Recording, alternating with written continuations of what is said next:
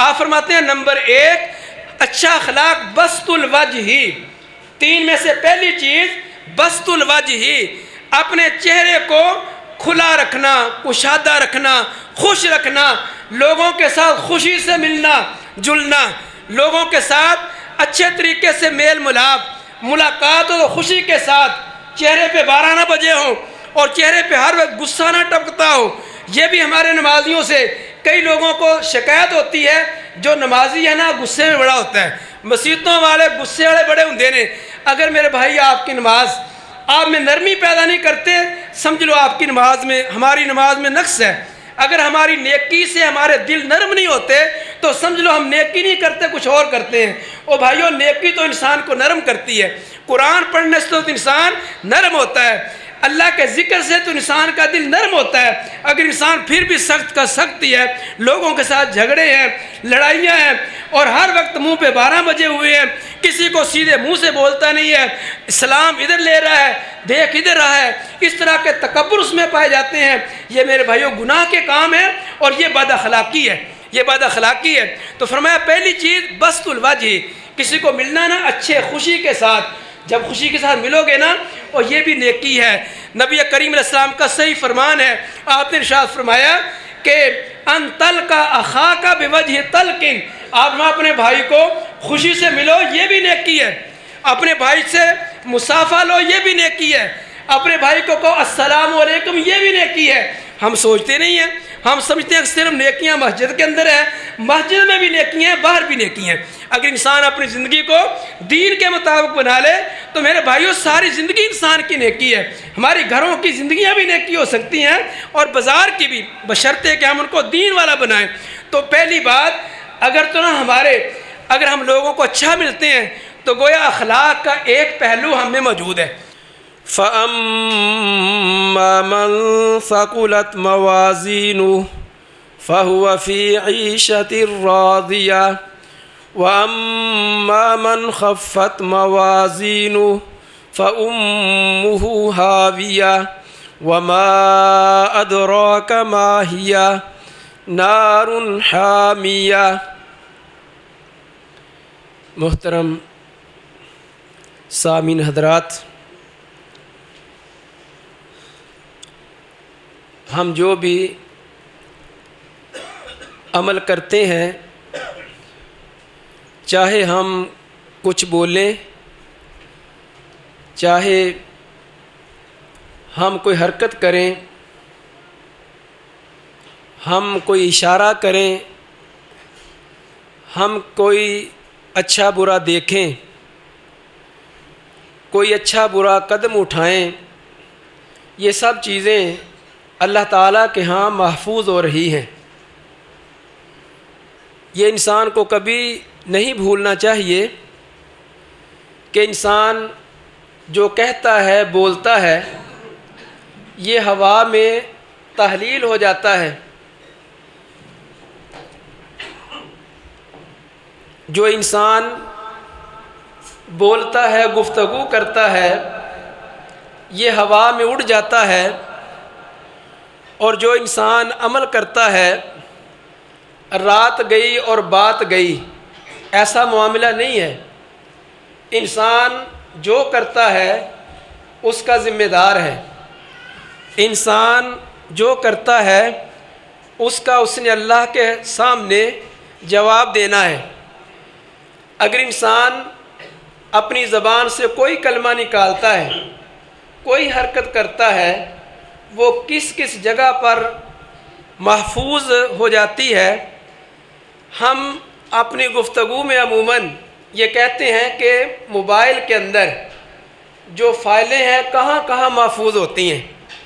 آپ اسی طرح سمجھ لیں کہ ہمارے عمل کئی جگہ پر محفوظ ہو چکے ہیں، ہم کرنے کے بعد، بولنے کے بعد بھول جاتے ہیں، لیکن وہ عمل محفوظ ہو چکے ہوتے ہیں، اللہ رب العالمین کے علم میں محفوظ ہیں۔ اللہ تعالیٰ جانتا ہے کہ ہم نے کیا کیا ہے۔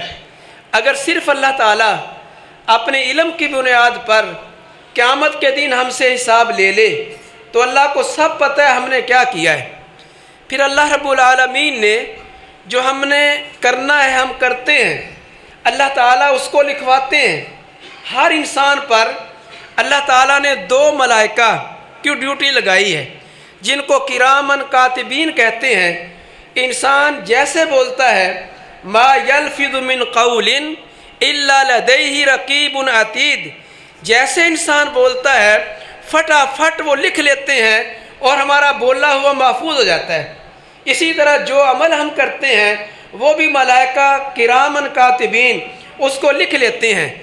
پھر اللہ رب العالمین نے جو ہم کرتے ہیں اس لحاظ سے بھی محفوظ کیا ہوا ہے کہ اگر اللہ چاہیں گے قیامت کے دن تو جن اعضاء سے ہم نے کیا ہے نا وہ اعضاء کہیں گے اللہ اس نے کیا تھا۔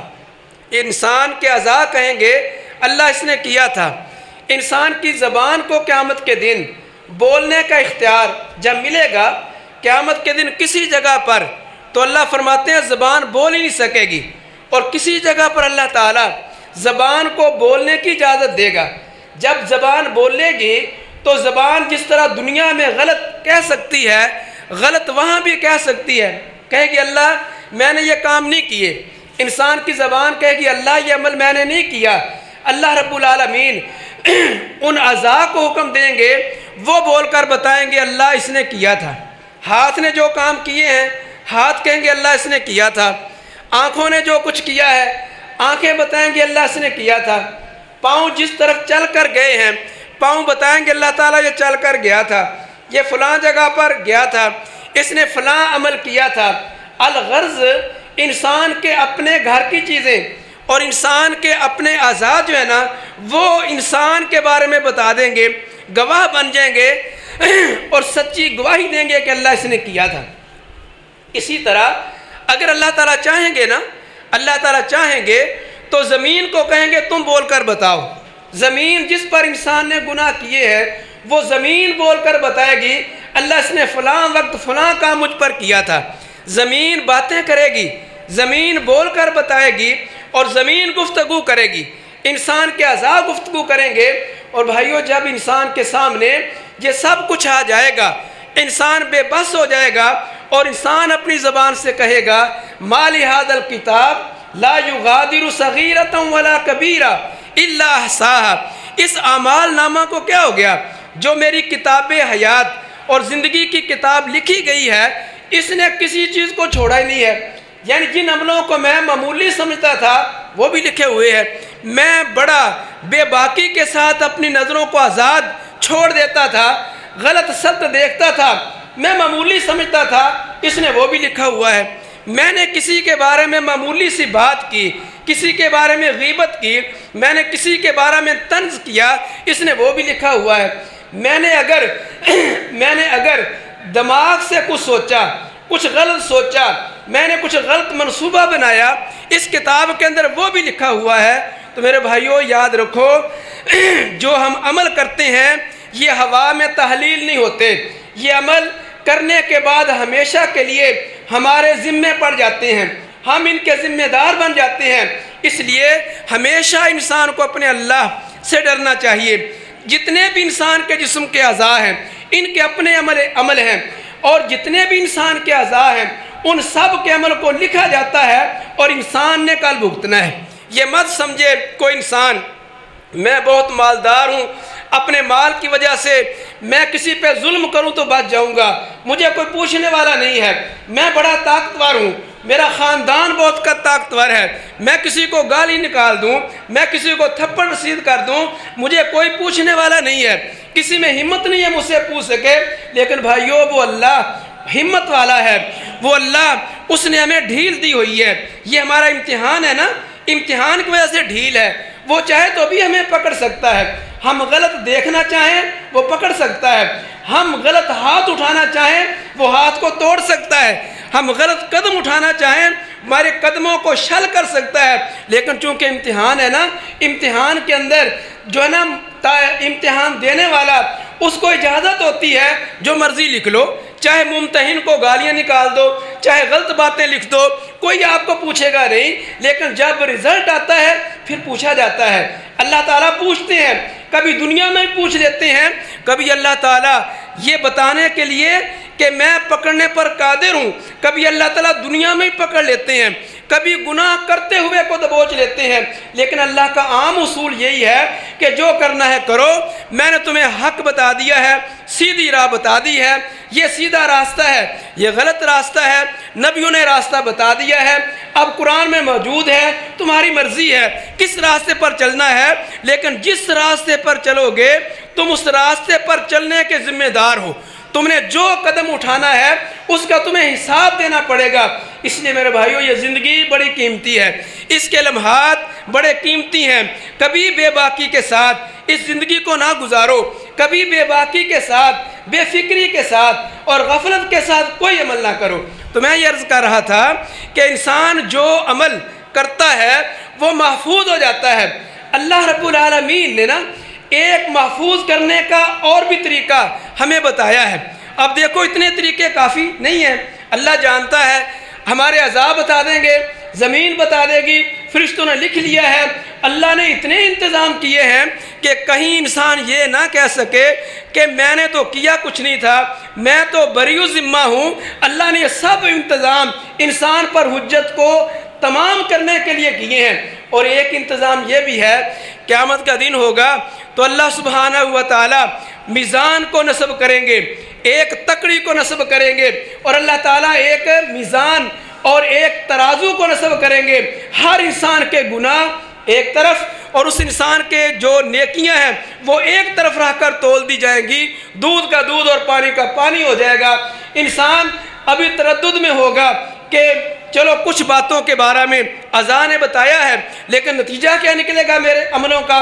انسان جو ہے نا اعمال نامہ اس کا انسان کو پکڑتے ہوئے ہی معلوم ہو جائے گا کہ وہ کامیاب ہے یا ناکام ہے، لیکن اس کا جو پھر بھی تردد ہے نا، جب میزان پہ تولا جائے گا تو دودھ کا دودھ اور پانی کا پانی۔ آپ نے کسی کو چیز خریدی ہے نا، وہ بڑا ایماندار ہے تو وہ آپ کو بغیر تولے ہوئے دے دیتا ہے۔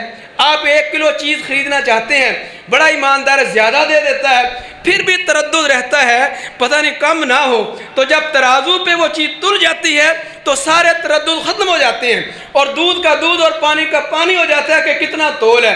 اللہ سبحانہ و تعالیٰ نے قیامت کے دن ہمارے عملوں کو تولنا بھی ہے، ان عملوں کا وزن بھی ہوگا، اور وزن سے انسان اپنی آنکھوں سے دیکھ لے گا میں نے دنیا میں نیکیاں زیادہ کی یا میں نے دنیا کے اندر گناہ زیادہ کیے۔ اور بھائیو یاد رکھو، آخرت کی کامیابی جو ہے نا، اس کی بنیاد 2 چیزیں ہیں۔ یہ بات اچھی طرح ذہن میں رکھیں کہ آخرت کی کامیابی اس کا سبب 2 ہیں، اس کی بنیادیں 2 ہیں، ایک اللہ کی رحمت اور ایک انسان کے عمل۔ ایک انسان پر اللہ کی رحمت اور ایک انسان کے نیک اعمال، ان کی بنا پر انسان کامیاب ہوگا۔ حدیث پاک میں آتا ہے، نبی کریم صلی اللہ علیہ وسلم سے پوچھا گیا، بلکہ آپ نے ارشاد فرمایا، صحیح مسلم کی حدیث ہے، آپ نے فرمایا اللہ کی جنت میں ہر انسان اللہ کی رحمت سے داخل ہوگا، اللہ کی رحمت سے انسان داخل ہوگا۔ تو صحابہ کرام نے کہا، سوال کر لیا، کہا یا رسول اللہ آپ بھی اللہ کی رحمت سے ہی جنت میں جائیں گے؟ تو نبی کریم علیہ السلام نے فرمایا میں بھی اللہ کی رحمت سے جنت میں جاؤں گا، یعنی میں بھی اللہ کی رحمت کا محتاج ہوں۔ میرے بھائیو اللہ کی رحمت سے ہم ایک نظر دیکھ نہیں سکتے، اللہ کی رحمت کے بغیر ہم ایک سانس نہیں لے سکتے۔ یہ سب کچھ جو دنیا کے اندر ہے، ہماری سانسیں چل رہی ہیں، ہم دیکھ رہے ہیں، ہم چل پھر رہے ہیں، اپنے کاروبار کر رہے ہیں اور دنیا کے معاملات طے کر رہے ہیں، اللہ کی رحمت ہے، یہ اللہ کی رحمت ہے۔ قیامت کے دن بھی انسان اللہ کی رحمت۔ اور بھائیو دوسری چیز، انسان کے اعمال، جب انسان کے اعمال اچھے ہوں گے اللہ کی رحمت شامل حال ہو جائے گی اور انسان کامیاب ہو جائے گا۔ تو انسان کی کامیابی اللہ کی رحمت پر منحصر ہے اور پھر انسان کے اعمال پر منحصر ہے۔ تو اعمال کو تولا جائے گا، انسان کے نیکیاں زیادہ ہیں یا انسان کے گناہ زیادہ ہیں۔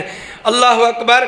میرے بھائیو انسان جو عمل کرتا ہے نا، جو انسان عمل کرتا ہے، ان کے وزن ہوتے ہیں، ان کا وزن ہوتا ہے، یعنی نیک عملوں کا بھی وزن ہے، اسی طرح گناہوں کا بھی وزن ہے۔ اور اللہ تعالیٰ عملوں کو قیامت کے دن تول کر بتا دیں گے کہ انسان کے نیک عمل زیادہ ہیں یا انسان کے گناہ زیادہ ہیں۔ بھائیو جو انسان عمل کرتا ہے نا، ان عملوں میں دو چیزیں ایسی ہیں کہ جن کا بڑا وزن ہوگا. جب یہ تلیں گے نا دو چیزیں، میزان کے اندر ان کو رکھا جائے گا، ان کا بڑا وزن ہوگا. یہ دو چیزیں میں نے آپ کو بتانی ہے، یہ دو چیزیں میں نے آپ کو بتانی ہے، اور انشاءاللہ اس امید سے بتانی ہے کہ آپ نے اس کو یاد رکھنا ہے، اور یاد نہیں رکھنا بلکہ ان پر عمل کرنا ہے، اپنے عملوں کے وزن کو بڑھانا ہے، تاکہ اللہ کی رحمت بھی ہمارے شامل حال ہو جائے، اور پھر ان نیکیوں کے عمل، ان کا وزن جو ہے وہ میزان میں بہت زیادہ ہو جائے، اور ہم اللہ کی رحمت سے کامیاب ہو جائیں. اور یاد رکھیے، جو انسان نیکی کرتا ہے نا، جو نیکی کرتا ہے، اس کا اثر انسان کو 3 جگہوں پر اچھا اثر ملتا ہے، اور جو گناہ کرتا ہے اس کا وبال بھی 3 جگہوں پر بھگتنا پڑتا ہے. اس کا وبال بھی 3 جگہوں پر. اگر آپ نیکی کریں گے نا، ہم نیکی کریں گے، اس کی خیر و برکتیں آپ کو اس زندگی کے اندر بھی ملیں گی، اس کی خیر و برکتیں برزخ کے اندر بھی ملیں گی. ان کی خیر و برکت سے آپ جنت میں پہنچ جائیں گے. اور اگر انسان گناہ کرتا ہے نا، تو اس کا وبال انسان کو اس زندگی میں چکھنا پڑتا ہے. گناہوں کے وبال زندگی میں چکھنے پڑتے ہیں، برزخ میں چکھنے پڑتے ہیں، اور پھر قیامت کے دن ہو سکتا ہے جہنم کی صورت میں چکھنے پڑے. تو جو انسان نیک عمل کرتا ہے، ان کا میرے بھائیو وزن ہے، اور اسی طرح برائیوں کا بھی وزن ہے. اور جو انسان نیکیاں کرتا ہے، ان میں 2 نیکیاں، 2 کام ایسے عظیم و شان ہیں کہ جن کا وزن بہت زیادہ ہوگا. اور میں آپ کو یہ بتاؤں گا، اس امید کا پہ آپ ان کو یاد رکھیں گے، اور انشاءاللہ العزیز آپ ان پر عمل کریں گے. پھر آپ دیکھیں گے کہ دنیا کی زندگی کے اندر کتنی خیر و برکات آتی ہیں. آپ اپنے آپ کو کامیاب سمجھیں گے، آپ اپنے دل میں ایک راحت محسوس کریں گے، ایک اطمینان آپ کو ملے گا. اور پھر آخرت میں تو یقیناً جب ان نیکیوں کا وزن بہت زیادہ ہوگا، میزان یہ بھر دیں گی، تو آخرت میں بھی اللہ کی رحمت کے ساتھ ہم کامیاب ہو جائیں گے. تو میرے بھائیو، پہلی نیکی آپ یاد رکھیں، یہ پہلی نیکی یہ ہے، توجہ سے سنیے، ایسے کلمات اپنی زبان سے ادا کرنا جن کلمات میں اللہ کی تعریف ہے، جن کلمات میں اللہ کی حمد و ثنا ہے، جن کلمات میں اللہ کی بڑھائی ہے، اور جن کلمات میں اللہ کی کبریائی ہے، جن کلمات میں اللہ کی تعریفیں ہیں. یہ کلمات اپنی زبان سے دہراتے رہنا، اور ان کلمات کے ساتھ ذکر کرتے رہنا. یہ کلمات بہت وزن والے ہیں، مختصر کلمات ہوتے ہیں، بات اور عمل مختصر سا معلوم ہوتا ہے، لیکن وزن ان کا بے انتہا ہے، اور شاندار ان کی خیر و برکات ہے. تو دیکھیے، پہلی حدیث آپ کو عرض کرتا ہوں. رسول اکرم صلی اللہ علیہ وسلم نے فرمایا، آپ نے فرمایا التسبیح نصف المیزان. آپ نے کہا ایک بار جو اللہ نے میزان قیامت کے دن لگانا ہے نا ہماری نیکیوں کے لیے، نبی کریم علیہ السلام کی صحیح حدیث، جامع ترمذی کی دیگر کتابوں کی، آپ نے فرمایا التسبیح، ایک بار کہنا سبحان اللہ، ایک بار کہنا سبحان اللہ. آپ فرماتے ہیں نصف میزان اسی سے بھر جاتا ہے. اگر انسان ایک بار کہے سبحان اللہ تو نصف میزان اسی سے بھر جاتا ہے. لیکن یہ جب انسان کہے، اس کا معنی بھی انسان کو آتا ہو، اور معنی کے مطابق انسان کا دل اور عقیدہ بھی ہو، انسان کے دل میں بھی وہ معنی ہو، عقیدہ بھی ہو. سبحان اللہ کا کیا معنی ہے؟ اللہ تو پاک ہے، اے الہ العالمین تو پاک ہے، اپنے فیصلوں میں پاک ہے، اپنی ذات میں پاک ہے. اللہ تو جو کرتا ہے نا وہ پاک ہے. الہ العالمین تیرے کسی کام پر کوئی قدغن نہیں ہے، اللہ تیرے کسی کام پر جو ہے اللہ اعتراض نہیں ہے، کیونکہ تو پاک ہے.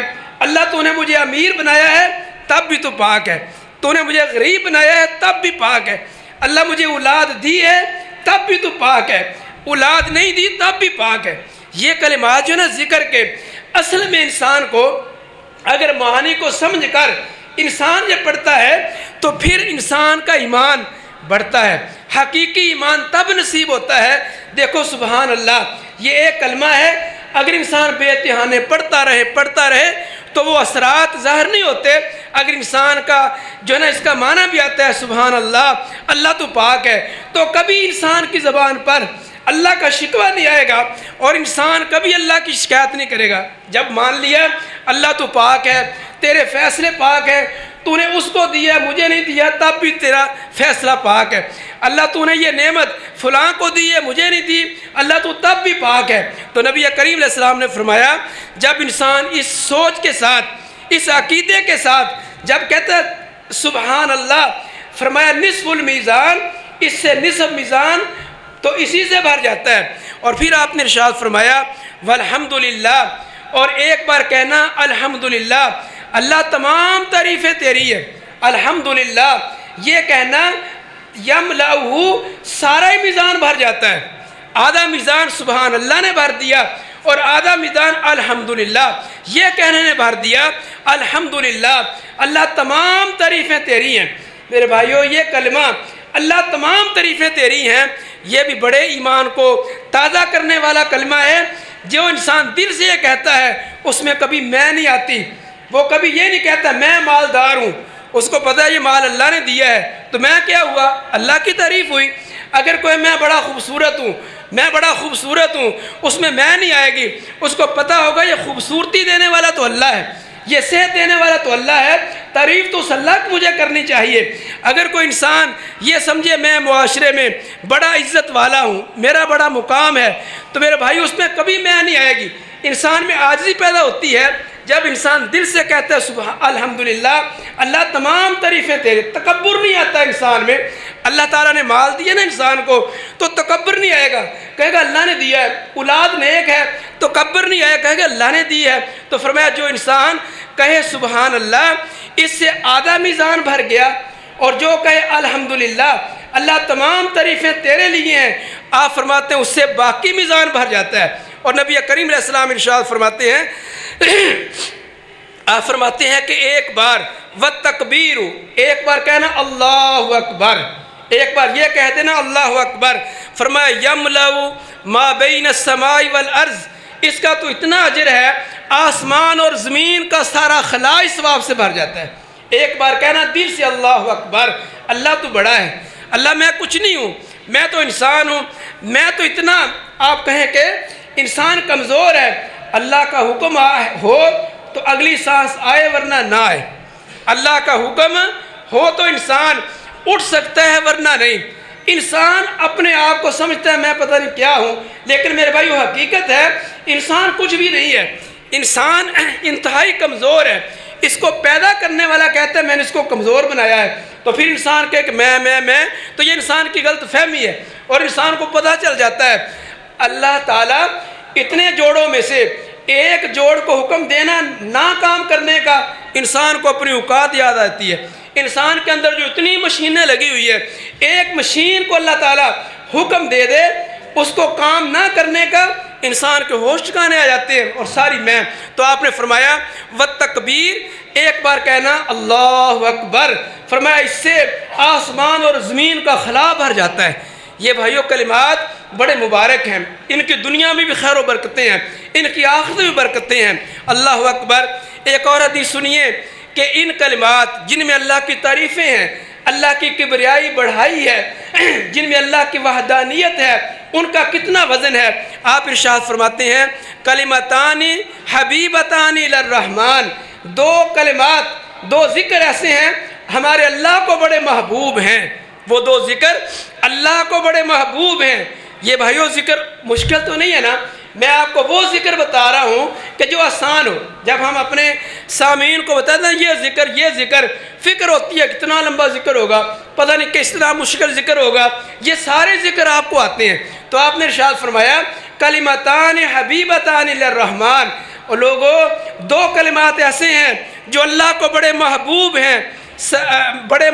ہیں، خفیفتان علی اللسان، فرمایا زبان سے ادا کرنے بڑے آسان ہیں، زبان سے ادا کرنے بڑے آسان ہے، لیکن آپ نے فرمایا ثقیلتان فی المیزان، جب قیامت کے دن ان کو میزان میں رکھا جائے گا، آپ فرماتے ہیں اس دن بڑے وزنی ہوں گے، ان کا بڑا وزن ہوگا، ان دو کلمات کا بڑا وزن ہوگا۔ کیا کلمات ہیں؟ فرمایا ایک کلمہ، ایک ذکر سبحان اللہ و بحمدی، دوسرا سبحان اللہ العظیم، اس میں بھی اللہ کی بڑھائی اور عظمت ہے۔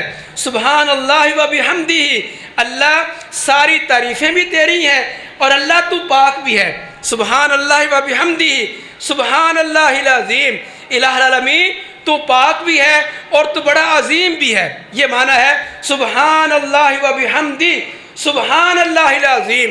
یہ دو کلمات آپ خود فرماتے ہیں میزان میں بڑے وزنی ہوں گے، اور ہمیں کیا چاہیے؟ ایسے عمل کرنا اور ایسے اعمال اور نیکیاں کرنا کہ جن کا میزان میں بڑا وزن ہوگا۔ تو بھائیو، نیکی جتنی بھی ہے نا، جتنی بھی نیکیاں ہیں، چھوٹی سے چھوٹی نیکی جو ہے اس کا بھی وزن ہوگا، اس کا بھی وزن ہوگا۔ اگر انسان نا ایک ذرہ برابر نیکی کرتا ہے اس کا بھی وزن ہوگا۔ اللہ رب العالمین آپ دیکھیں کتنا مہربان ہے، انسان کی ذرہ برابر نیکی۔ سیدہ عائشہ ام المومنین صدیقہ کائنات رضی اللہ تعالیٰ عنہ کے پاس ایک سائلہ آئی، اس نے سوال کیا۔ سیدہ عائشہ نے دیکھا گھر میں کیا دوں اس کو، ایک کھجور دی، ایک کھجور ملی وہ دے دی۔ تو کھجور کو اس عورت نے 2 حصوں میں تقسیم کیا، اپنی بیٹیوں کو دے دی۔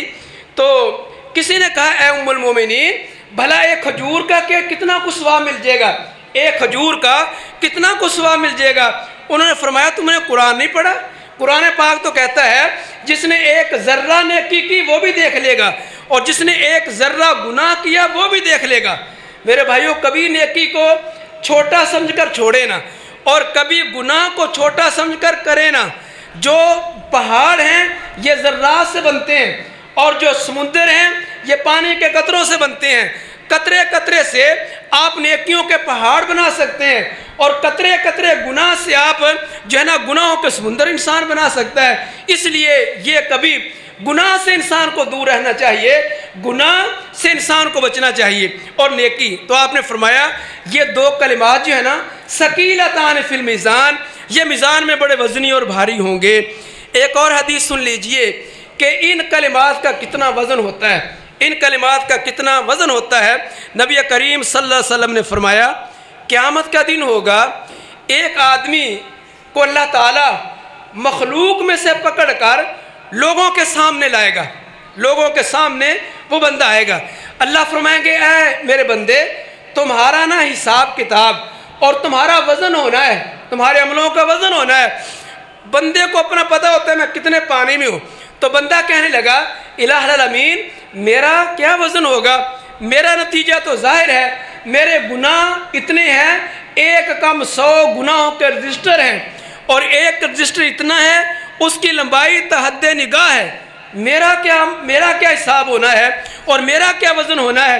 لیکن اللہ فرمائیں گے آج تمہارا وزن ہوگا، ان لک عندنا حسنہ، فرمایا اللہ فرمائیں گے تیری ایک نیکی بھی ہمارے پاس ہے، اگرچہ تمہیں شاید پتہ نہیں ہے لیکن تیری ایک نیکی ہمارے پاس ہے۔ اگر تیرے گناہ ہم نے لکھوائے ہیں تو تیری نیکیوں کو بھی محفوظ کیا ہے، تیری نیکی بھی ہمارے پاس ایک ہے۔ تو حدیث میں آتا ہے وہ آدمی اپنے میزان کے پاس آئے گا، اور کیا ہوگا، ایک بطاقہ، عربی میں بطاقہ کہتے ہیں پرزے کو، ایک کاغذ کا پرزہ نکالا جائے گا، اس پہ لکھا ہوگا اشہد ان لا الہ الا اللہ واشہد ان محمد رسول اللہ۔ یہ اس کا عظیم عقیدہ لکھا ہوگا، اے اللہ میں گواہی دیتا ہوں تیرے علاوہ کوئی عبادت کے لائق نہیں ہے، اللہ سب عبادتیں تیری ہیں، اللہ سجدہ عبادت ہے تو تیرا، نماز عبادت ہے تو تیری، اللہ نظر و نیاز عبادت ہے تو تیرے لیے، اللہ جتنی عبادات ہیں اللہ میں گواہی دیتا ہوں تیرے علاوہ کسی کی نہیں ہے۔ تیرے علاوہ جتنی ہستیاں ہیں عظیم ہو سکتی ہیں، فضیلتوں والی ہوتی ہیں، انبیاء کی بڑی فضیلت ہے، نیک لوگوں کی بڑی فضیلت ہے، لیکن اللہ عبادت صرف تیری ہے۔ جب عبادت کی باری آئے گی، عبادت کا مسئلہ آئے گا، اللہ عبادت صرف تیری ہے، سجدہ صرف تجھ سے ہے، دعائیں مانگنا عبادت ہے تو اللہ دعائیں صرف تجھ سے مانگیں گے، باقی اللہ تو نے نبیوں کو فضیلت دی وہ بھی ہمارا ایمان، تو نے نیک لوگوں کو فضیلت دی وہ بھی ہمارے ایمان کا حصہ، صحابہ اہل بیت کو فضیلتیں دی وہ بھی ہمارے ایمان کا حصہ۔ تو وہ پرزہ نکالا جائے گا، اس پہ لکھا ہوگا اشہد ان لا الہ الا اللہ، اور لکھا ہوگا واشہد ان محمد رسول اللہ، میں گواہی دیتا ہوں میرے پیارے نبی حضرت محمد کریم صلی اللہ علیہ وسلم اللہ تیرے سچے رسول ہیں۔ تو تو یہ اتنی بڑی نیکی ہے یہ کہنا اشہد ان لا الہ الا اللہ اشہد ان محمد رسول اللہ۔ تو فرمایا اس ایک نیکی کو جب پردے ایک پلڑے میں رکھا جائے گا، یہ رسول اللہ صلی اللہ علیہ وسلم کے مبارک الفاظ ہیں جو میں آپ کو سنانے لگا ہوں، میرے نہیں ہیں۔ تو آپ نے فرمایا فتاشت السجلات، جو اس کے گناہوں کے رجسٹر ہیں وہ ہلکے ہو جائیں گے، وثاقلت البطاقہ، اور یہ ایک پرزہ بھاری ہو جائے گا، اور یہ ایک پرزہ بھاری ہو جائے گا۔ اور آپ نے ارشاد فرمایا فلا یثقل مع اسم اللہ شیء، اللہ کے نام سے بھاری کیا ہو سکتا ہے؟ جس انسان کے دل میں اللہ کا نام ہو، اللہ کی بڑھائی ہو، لیکن ہو سچائی کے ساتھ۔ یہ نہیں ہے کہ انسان جو ہے نا وہ ان چیزوں میں جھوٹ بولے، اللہ کو کہے اللہ اکبر، پھر ہر جگہ میں بڑا ہوں، میں ایسا ہوں، میں ویسا ہوں، اور اسی میں لوگوں پہ ظلم کرتا پھرے، گویا اس نے اللہ کو بڑا نہیں مانا۔ جو انسان کہتے ہیں لا الہ الا اللہ اشہد ان لا الہ الا اللہ، میں گواہی دیتا ہوں کہ اللہ رب العالمین وہ عبادتوں کے لائق ہیں، پھر میرے بھائیوں وہ اوروں کے سامنے جھکتا رہے، اوروں پر توکل اور بھروسے کرے، گویا وہ لا الہ کہنے میں سچا نہیں ہے۔ اگر انسان سچائی کے ساتھ یہ کلمات پڑھتا ہے اللہ اکبر، تو آپ سمجھیں کہ یہ کلمات بڑے وزن والے، دنیا میں بھی خیر و برکت لانے والے اور آخرت میں بھی خیر و برکت کو لانے والے۔ یہ بھائیوں بات تو کافی لمبی ہے، آپ نہ صرف اس بات کو، اس نقطے کو اتنا سمجھ لیں کہ آپ ہمیشہ ان کلمات کو نا اپنی زندگی کے ورد بنائیں۔ نماز کے اندر یہ کلمات بار بار آتے ہیں، نمازوں میں کبھی سستی نہ کریں، 5 نمازیں فرض ہیں۔ اسی طرح اپنی عام زندگی کے اندر ان اذکار کے ساتھ اپنی زبانوں کو تر رکھیں۔ ہمارے پیارے نبی کریم صلی اللہ علیہ وسلم کو آپ دیکھو کہ نبی کریم علیہ السلام کے بارے میں صحابہ کہتے ہیں آپ اپنی زبان اطہر کو ہر وقت ان کلمات سے تر رکھتے تھے۔ یہ بڑے عظیم کلمات ہیں اور ان کا بڑا ہی ثواب ہے۔ اب پورا وقت نہیں ہے کہ ان کو بیان کیا جائے، تو پہلی بات یہ ہوئی، پہلا عمل یہ ہوا کہ آپ انشاءاللہ، آپ مجھ سے وعدہ کریں کہ انشاءاللہ آپ اپنی زندگی میں، اب آپ گھروں کو جائیں گے تو گھروں کو جاتے ہوئے پڑھیں سبحان اللہ، الحمدللہ، لا الہ الا اللہ، اللہ اکبر، لا حول ولا قوت الا باللہ، درود پاک پڑھتے جائیں، اللہم صلی علی محمد وعلی آل محمد، لا حول ولا قوت الا باللہ۔ ان اذکار سے اپنے زبانوں کو ہمیشہ تر رکھیں۔ آپ میرے بھائیوں دیکھو گے ان کی کتنی خیر و برکتیں آپ کو ملتی ہیں، اور آپ کا ایمان کتنا تازہ ہوتا ہے جب آپ ان کے معانی پر دھیان رکھ کر ان کو پڑھیں گے، تو آپ یقین جانیں آپ محسوس کریں گے جیسے آپ کے اندر سے ایک نیا انسان نکلا ہے، آپ کے اندر سے ایک نیا انسان، آپ ایک نئے انسان بن گئے ہیں، اور آپ کا ایمان ایک تر و تازہ ایمان بن گیا ہے۔ لیکن یہ ہے کہ آپ ان اذکار کو کریں۔ میرے بھائیوں یہ چیزیں جو ہے نا نیکیوں والی، یہ نہ آپ کہا کریں یہ ہمارا کام ہے، مولویوں کا کام ہے، یہ مسجدوں کا کام ہے۔ آپ بھی اسی اللہ کو مانتے ہیں جس کو ہم مانتے ہیں، آپ بھی اسی نبی کو مانتے ہیں جس کو ہم مانتے ہیں۔ یہ نیکی آپ کے لیے بھی اتنا ہی حکم ہے جتنی ہمارے لیے ہے۔ یہ نہ کہو کہ مولوی وہ ٹوپی پہنے گا، وہ نماز پڑھے گا اور وہ نیکی کرے گا، ذکر و اذکار وہ کرے گا، اسی طرح جو ہے نا قرآن پاک وہ پڑھے گا، وہ حفظ کرے گا۔ آپ بھی مسلمان ہیں، آپ بھی ہمارے بھائی ہیں، ہو سکتا ہے آپ ہم سے افضل ہوں، ایک ہمارا ظاہر ہے اور ایک اللہ کو پتہ ہے کون کہاں کھڑا ہے۔ آپ ہو سکتا ہے ہم سے کتنے افضل ہوں اور کتنے بہتر ہوں، اس لیے آپ نے بھی یہ کام کرنے ہیں۔ یہ نہ کہیں کہ ذکر و اذکار، یہ تسبیح جو ہے نا یہ تو علماء کرتے ہیں، پیر کرتے ہیں، بھائی آپ نے بھی کرنی ہے۔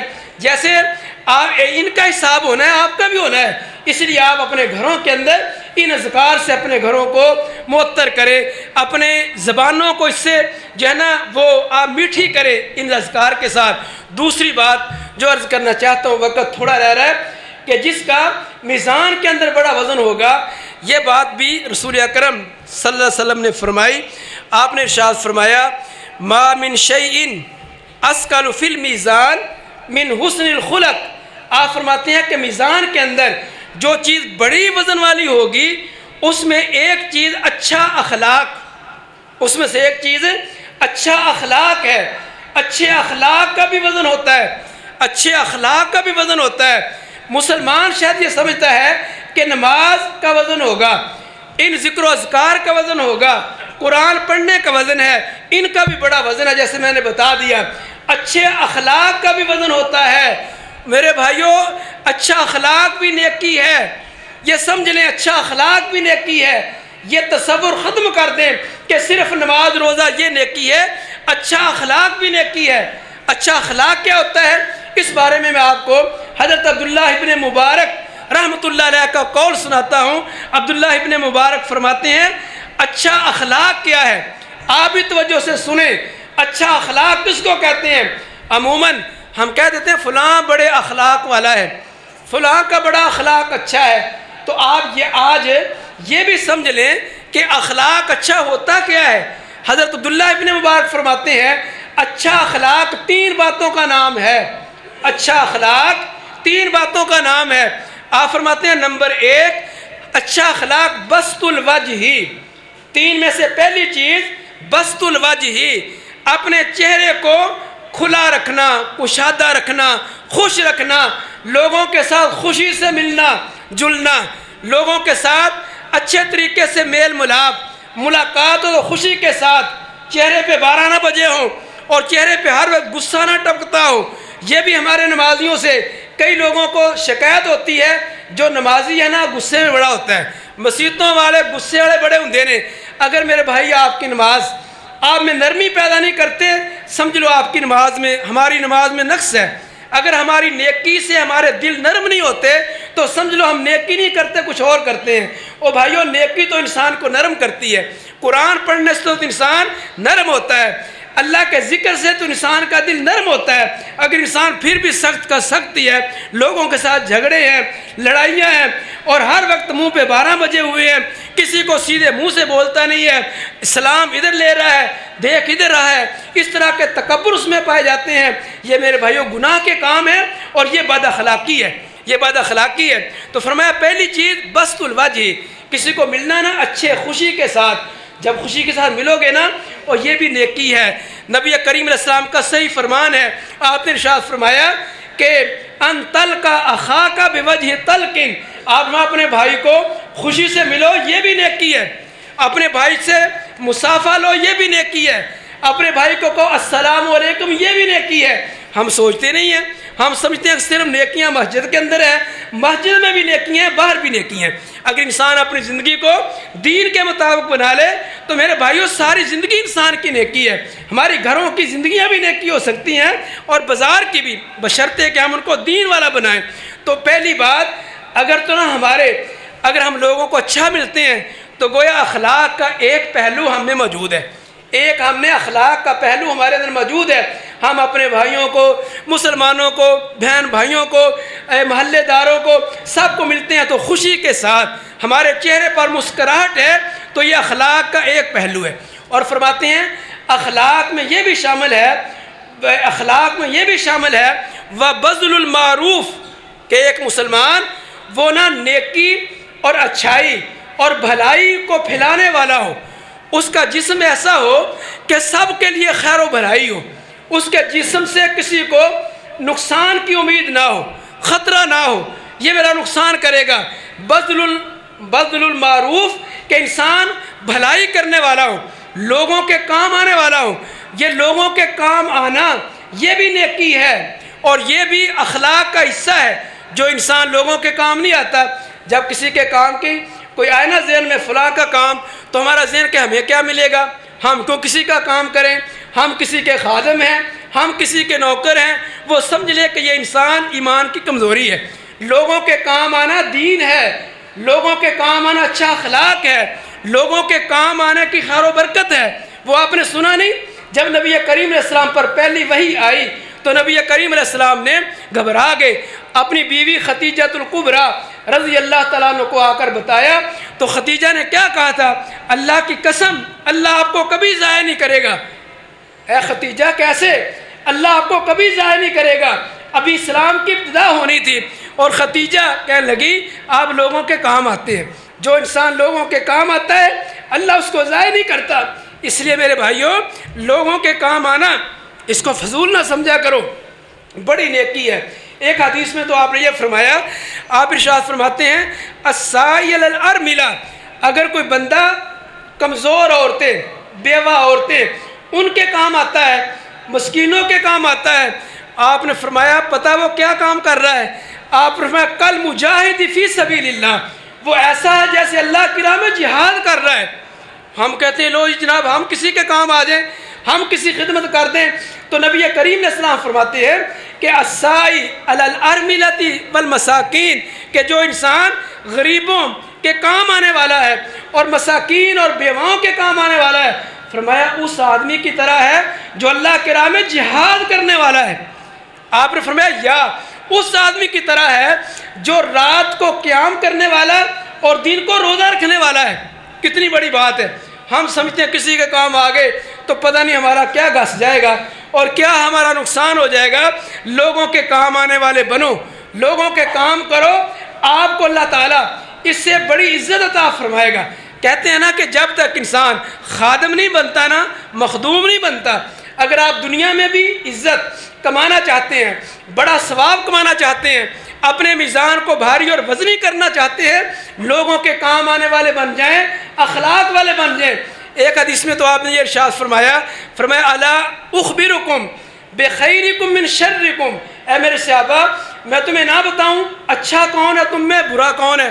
اچھے اور برے انسان کی پہچان بتاؤں؟ اگر ہم سے سوال ہونا ہم کہیں اچھا وہ آدمی ہے جو ساری نمازیں پڑھتا ہے، روزے رکھتا ہے، بڑا خرچہ کرتا ہے، یہ بھی اچھائی کے کام ہے، انکار نہیں ہے۔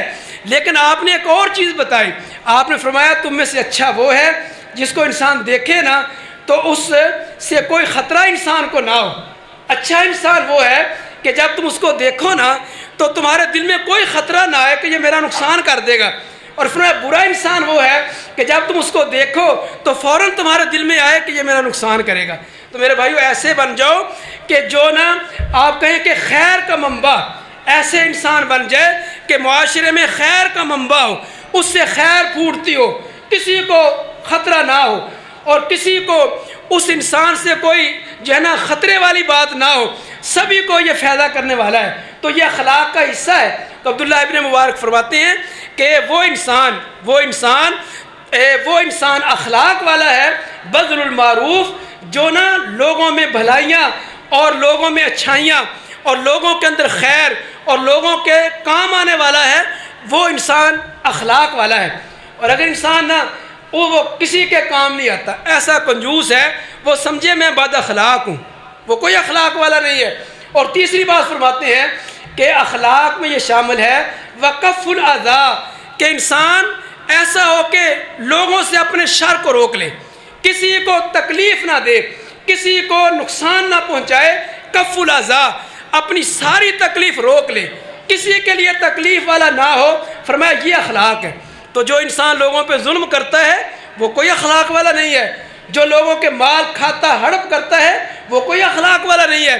جتنا مرضی وہ اچھا بنتا پھرے، لوگوں پہ ظلم کرنے والا، لوگوں کے مال کھانے والا، لوگوں کی وراثتیں کھا جانے والا اور غلط آپ کہیں کہ چیزیں بیچنے والا اور رشوتیں لینے والا اور لوگوں کو ستانے والا اور لوگوں کی چگلیاں اور غیبتیں کرنے والا، کوئی وہ اخلاق والا نہیں ہے۔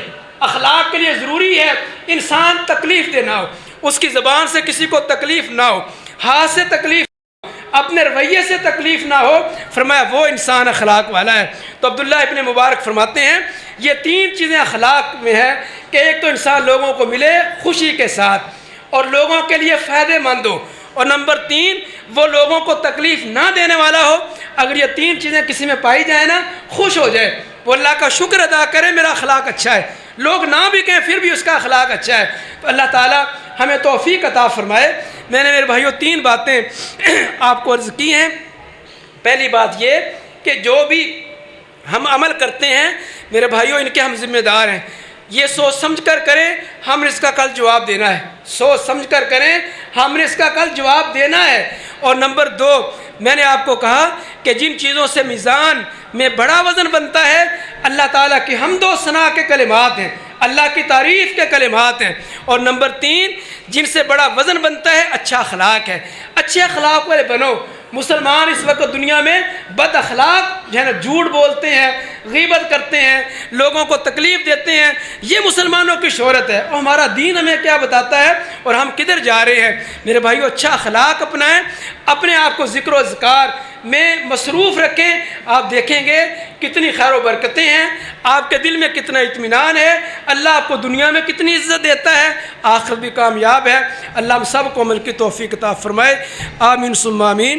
سبحان ربک رب العزت عما یصفون وسلام علی المرسلین والحمد للہ رب العالمین۔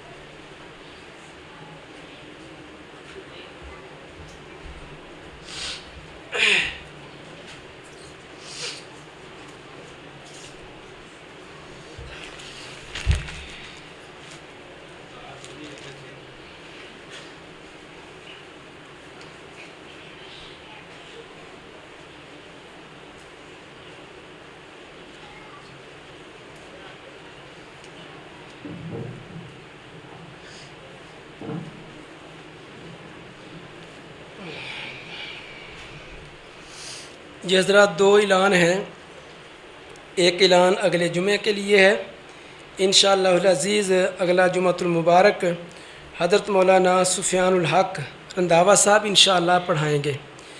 اگلے جمعے کا خطبہ انشاءاللہ حضرت مولانا سفیان الحق رندھاوا صاحب انشاءاللہ پڑھائیں گے۔ میرے خیال میں یہ سفیان صاحب حضرت مولانا عبدالرزاق ساجد صاحب کا بھائی ہے، تو انشاءاللہ اگلا جمعہ یہ پڑھائیں گے۔ اور دوسرا اعلان یہ ہے کہ آپ کی مسجد میں الحمدللہ شعبہ حفظ ہے، جو آپ کی اور مسجد کی اہل علاقہ کی بڑی سعادت ہے۔ محترم قاری فیصل صاحب فرما رہے تھے کہ آپ اعلان کر دیں کہ داخلہ جاری ہے، آپ اپنے بچوں کو حفظ کروائیں، اپنے بچوں کو حفظ کروائیں، داخلہ جاری ہے۔ تمام احباب اس اعلان کی طرف بھی توجہ فرمائیں۔ الحمدللہ الحمدللہ نحمدہ ونستعینہ ونستغفرہ ونعوذ باللہ من شرور انفسنا ومن سیئات اعمالنا من يهده الله فلا مضل له ومن يضلل فلا هادي له واشهد ان لا اله الا الله وحده لا شريك له واشهد ان محمدا عبده ورسوله اللهم ربنا ظلمنا انفسنا وان لم تغفر لنا وترحمنا لنكونن من الخاسرين اللهم اعز الاسلام والمسلمين اللهم انصر الاسلام والمسلمين اللهم انصر من نصر دين محمد صلى الله عليه وسلم واجعلنا منهم اللهم اخذل من خذل دين محمد صلى الله عليه وسلم ولا تجعلنا منهم اللهم ربنا لا تسلط علينا بذنوبنا من لا يخافك فينا ولا يرحمنا سبحان ربك رب العزة عما يصفون وسلام على المرسلين والحمد لله رب العالمين۔